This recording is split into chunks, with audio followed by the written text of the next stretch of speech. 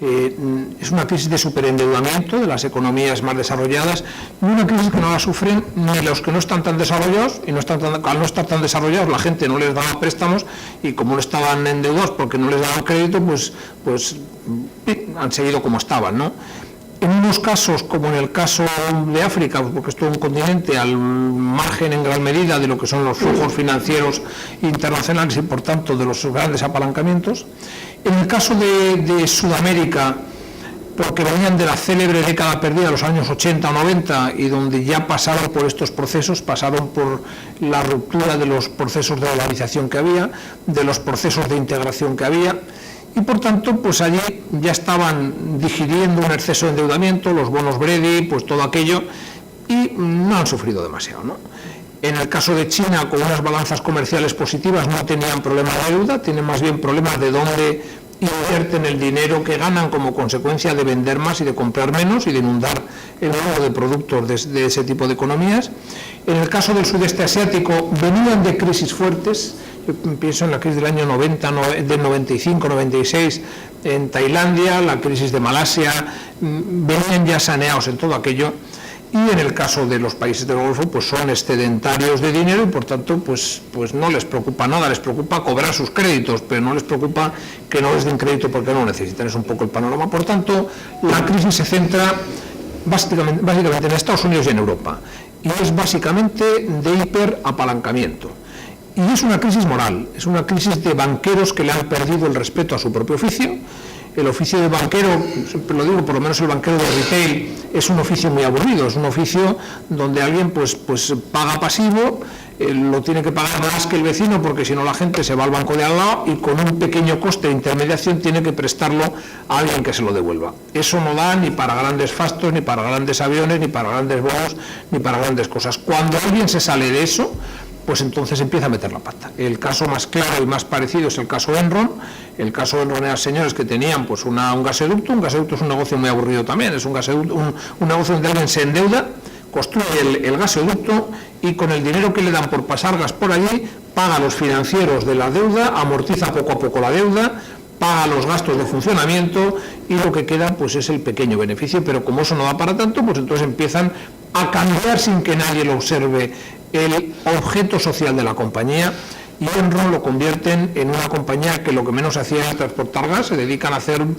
opciones, futuros, derivados, sobre todo aquello. Acaban haciendo mal lo que no saben hacer y dejan de hacer lo que saben hacer bien, y al final lo malo contamina lo bueno y acaban quebrados. Y acaban quebrados con con algo que veremos posteriormente, pues en todo lo que es la quiebra de las entidades financieras internacionales, con falseamiento de contabilidades, con ocultación de lo que ha pasado allí, y en el caso de Enron produce nada menos que hasta la desaparición del principal auditor mundial, que era Arthur Andersen. Es decir, que esto es lo que pasa allí. En el caso del sistema financiero internacional, fruto del crack del 29, también hiperapalancamiento, también pues todo este mundo del sistema financiero que pasa por encima de lo que es la economía real. Sistema financiero se conoce por todos en el mundo económico como la parte oculta de la economía, es decir, es lo que permite hacer la ecuación ahorro-inversión. Captas ahorro y lo llevas a la inversión. Pues bien, cuando el sistema financiero se pone por encima de la economía real, al final acaba ajustando siempre. Como consecuencia del crack del 29, donde había pasado lo mismo, aparece la Glass-Steagall Act, año 34, donde se prohíbe a la banca de inversión hacer banca comercial y viceversa. A la banca de inversión, el que quiera riesgo de verdad de mercados, el que quiera invertir en bolsa o en inmuebles o en compañías, pues lo hace con su propio dinero, se mete en eso, pero no con el dinero de los clientes, que son los depositantes, y por tanto se distingue banca comercial, que hace pues lo que he descrito, y banca de negocio, que se dedican a comprar, a vender, a invertir y a arriesgar. A la banca comercial la inspecciona la Reserva Federal, y a la banca de inversión lo que está sometido a unas reglas de transparencia y de control en general, no está en el sentido de inspeccionar de la banca,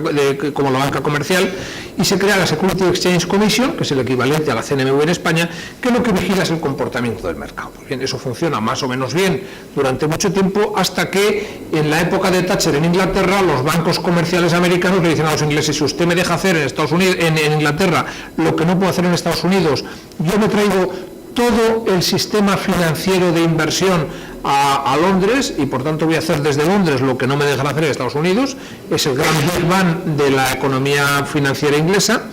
Inglaterra y el mercado financiero inglés se convierte en un mercado offshore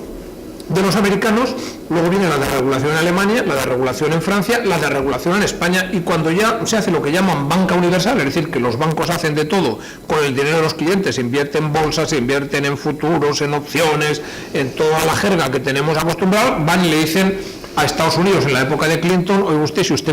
como no me deje hacer lo que hago ya en todo el mundo, pues lo voy a hacer desde fuera. Se quitan esas barreras y al final se produce la hecatombe una vez más.